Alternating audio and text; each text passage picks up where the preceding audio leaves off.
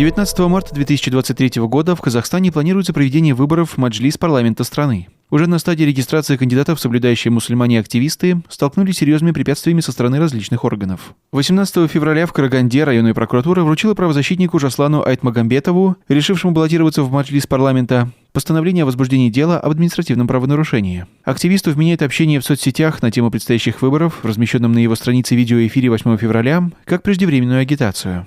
Предвыборная агитация – это деятельность, направленная на поддержание того или иного кандидата. Я им задал вопрос, а когда я стал кандидатом? 13 февраля. А мне предъявляют за материал, который был 8 февраля, когда я еще был простым гражданином. Я был человеком, который сдал документы в ЦИК. Это я сказал прокурору. Как понимать закон и почему они меня преследуют? Вот так в наглую у нас все делается. Правонарушения с моей стороны не было. Это не только я говорю. Это и закон говорит. Но на основании этого они теперь пытаются убрать меня как кандидата.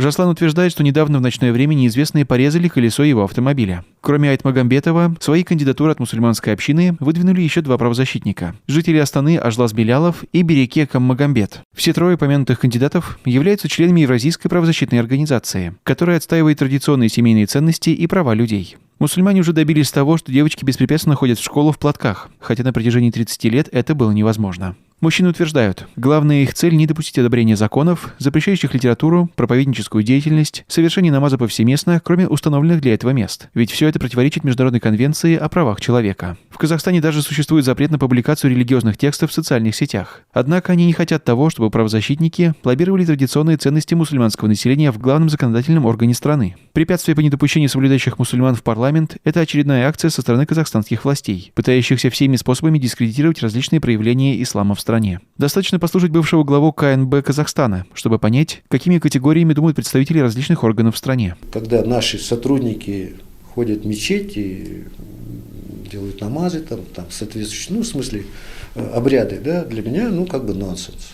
Его надо пинком выпинывать. Неудивительно, что такой подход стал определяющим при поиске виноватых в январских событиях 2022 года, когда, например, аресту подвергались даже те, кто возвращался из малого паломничества. В Казахстане доходит до такого маразма, что судья признает религиозным материалом интервью с главным имамом, который рассказывает о празднике Курбан-Байрам. Возможно, чтобы решить на законодательном уровне эти проблемы, практикующие мусульмане и пытаются занять места в парламенте Казахстана. Но исламофобы, наводящие страх на общество такими выражениями, как «бородатые идут во власть», объявили настоящую войну защитникам подлинных ценностей ислама. И в этой ситуации важно понять позицию президента страны Токаева, продолжающего чистки от остатков назарбаевского режима, к которому, вероятно, относятся прокуроры-исламофобы.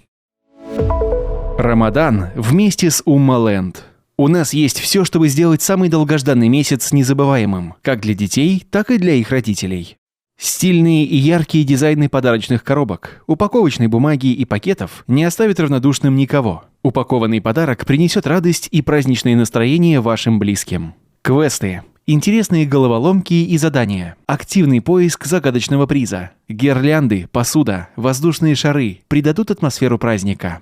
Письма Рамадан – альтернатива адвент-календарю. Пусть каждый день этого благодатного месяца будет наполнен яркими эмоциями. Для этого нажмите на ссылку в описании к этому видео.